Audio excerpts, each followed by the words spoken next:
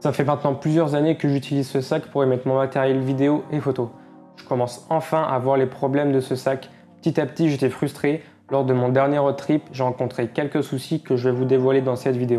Mais le plus important, c'est que j'ai enfin trouvé son successeur. Je vais vous expliquer pourquoi j'ai acheté ce sac bien particulier. Ce sac North Face Borealis, je l'ai depuis plus de 2 ans. C'est ce sac qui me suivait sur l'intégralité de mes voyages et également sur mes prestations. Ça faisait quelques mois que je commençais à voir les limites de ce sac, notamment dans mon domaine. La photo, la vidéo, il n'était pas vraiment optimisé pour ça. Dans ce milieu, on doit être particulièrement réactif, notamment pour changer d'objectif, pour sortir du matériel assez rapidement. Mais également, on veut un sac qui soit assez gros pour pouvoir mettre l'intégralité de notre matériel, que ce soit du drone, des objectifs, des trépieds, des stabilisateurs, etc.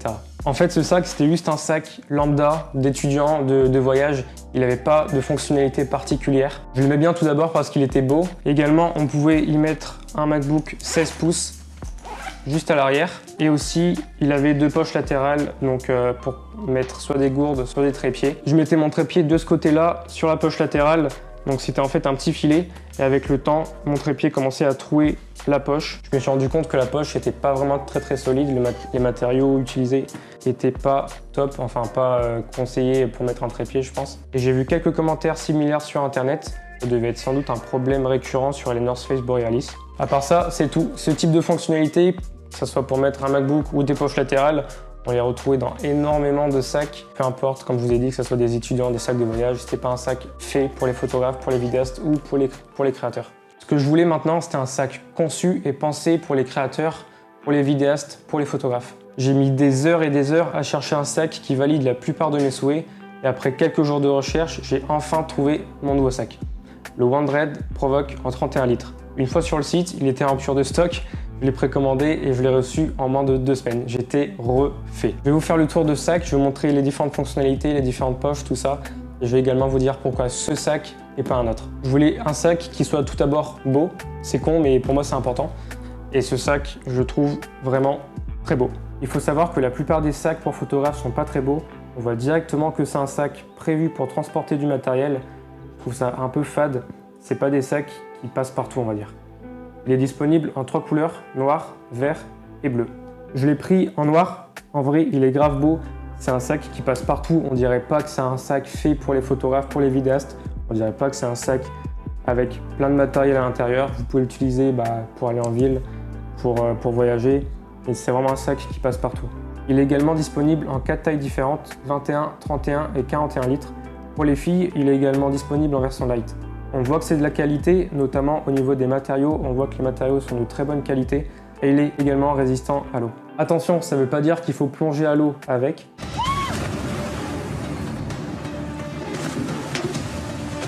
Folien, excellent nageur, entoure Ahmad qui est en difficulté. Ça veut juste dire qu'il a une surface et des zips prévus contre la pluie.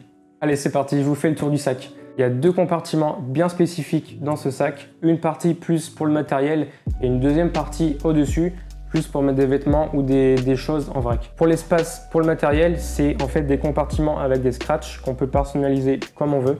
Ce module avec les compartiments de base, il n'est pas prévu dans le sac. C'est un pack photographe, ils appellent ça comme ça, le pack photographe, où vous allez avoir du coup un cube avec à l'intérieur tous les modules, donc les scratchs et les straps. Si je veux y mettre mon appareil photo, des objectifs, mon drone, c'est tout à fait possible. Les compartiments sont bien embourrés et ça me rassure quand je vois notamment le matériel que je peux y mettre. Il y a également des straps pour éviter que l'objet en question gigote quand on le transporte. Vous pouvez moduler comme vous voulez cet emplacement par rapport à ce que vous transportez avec vous. Pour accéder à ce compartiment, il faut en fait ouvrir le sac de ce côté. Hop. Les zips sont vraiment top parce qu'ils sont assez gros et semi-rigides. On ne cherche pas 10 000 heures à trouver le zip pour ensuite ouvrir le sac. Ça donne accès directement à tout notre matos. C'est beaucoup plus rapide que mon ancien sac où je devais tout sortir pour par exemple récupérer quelque chose qui était tout au fond du sac. Et le deuxième espace, on y accède directement par le haut avec des scratchs.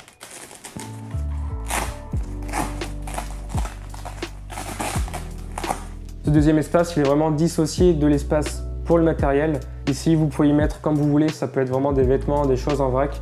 Il y a vraiment pas mal d'espace. Comparé à des sacs prévus que pour mettre le matériel, ici, je peux très bien me dire, imaginons, je pars en voyage de 3-4 jours à peu près, ou un peu plus, un peu moins. Je pars avec mon matériel, et là, au-dessus, je vais mettre une partie de mes vêtements. Comme ça, je suis pas obligé de prendre des valises cabine en avion. Ça me permet de voyager un petit peu plus léger et d'avoir une partie de mes vêtements et également mon matériel. Et c'est pas fini. Allez, on continue. Je vais vous montrer, il y a encore énormément de poches, énormément de fonctionnalités et de possibilités avec ce sac. Lorsqu'on ouvre le compartiment du bas, donc le compartiment pour le matériel, on retrouve un endroit pour y mettre un MacBook 16 pouces avec un scratch pour sécuriser le tout. On peut également y mettre plusieurs disques durs avec des poches qui sont dissociées. Si on veut accéder à notre appareil qui se trouve à l'intérieur, on a une poche latérale pour le prendre. À côté, on a quelques poches pour y mettre soit des cartes SD, soit des filtres ND. Et cette poche, elle est vraiment essentielle, je pense notamment pour les photographes de rue qui n'ont pas forcément envie de garder leur appareil photo à la main constamment. Là, ils dézippent la poche et ils ont accès directement à leur appareil photo. Sur le dessus du sac, on a une poche prévue pour mettre par exemple téléphone portable ou lunettes parce qu'il y a un revêtement qui est super doux. Comme ça, ça ne va pas abîmer tout ce qui est écran et les verres de lunettes. Derrière le sac, au niveau du dos, on a une poche qui est secrète. Ça va être pour mettre des papiers importants. Donc ça va être tout ce qui est passeport, carte d'identité et tout ça. Sur le côté, on a une poche pour y mettre des clés. Donc il y a un petit loquet, je ne sais pas comment on appelle ça, un loquet. Comme ça, vous pouvez mettre directement vos clés juste ici. De l'autre côté, on a une poche extensible. Donc là, vous allez pouvoir mettre votre gourde.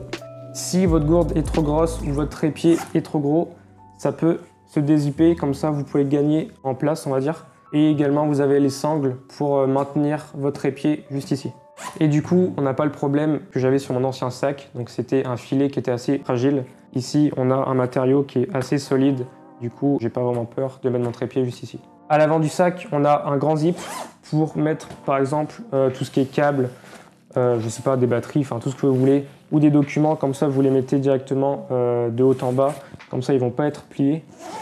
Petite astuce, c'est cadeau, vous pouvez également mettre des t-shirts. Je pense que cette poche va surtout être utile pour moi pour mettre des t-shirts. Comme ça je vais plier mes t-shirts, je vais les mettre directement dans la poche. Comme ça mes t-shirts ne sont pas forcément froissés quand je pars en voyage. Avec le pack photographe que je vous ai parlé tout à l'heure, vous aurez également le droit à une sangle pour le torse et aussi une sangle qui se met au niveau de la taille.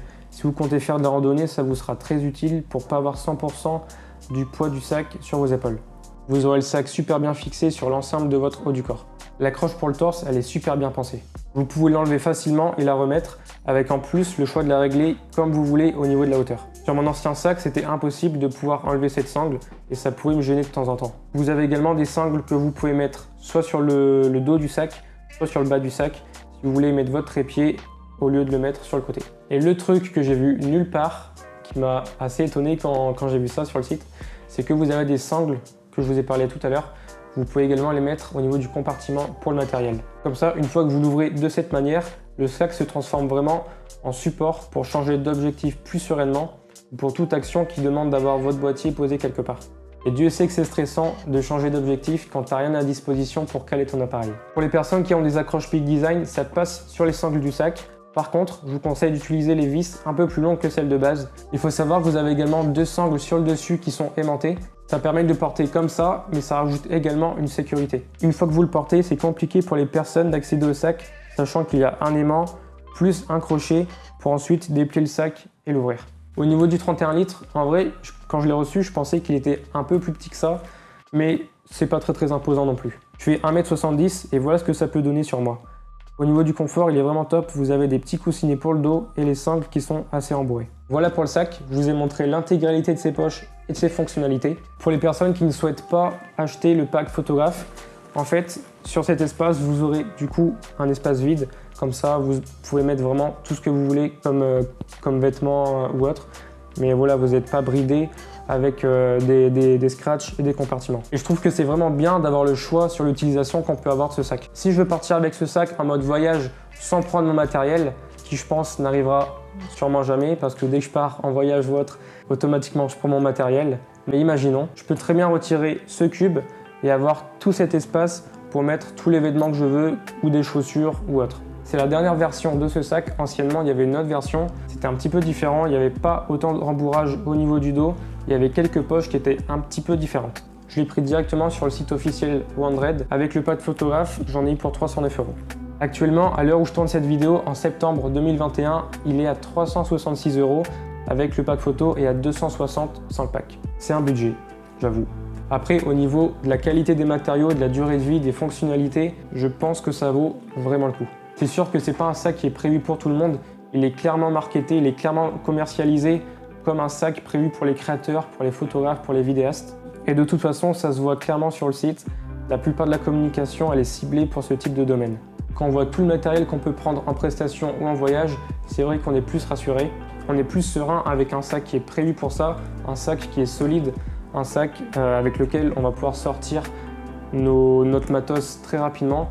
Et également un sac qui est sécurisé parce que notamment avec les aimants, les poches secrètes et tout ça. Si vous avez des questions sur le sac, surtout n'hésitez pas à me les poser en commentaire ou alors directement sur mon Instagram via message privé. Je vous ferai sûrement un retour d'expérience en story directement sur Instagram d'ici quelques mois sur quelques voyages que j'ai pu faire directement avec ce sac. Si vous avez aimé la vidéo, surtout faites-le moi savoir en laissant un like ou un commentaire directement sur YouTube. Sinon, on se retrouve pour une prochaine vidéo. Allez, à la prochaine.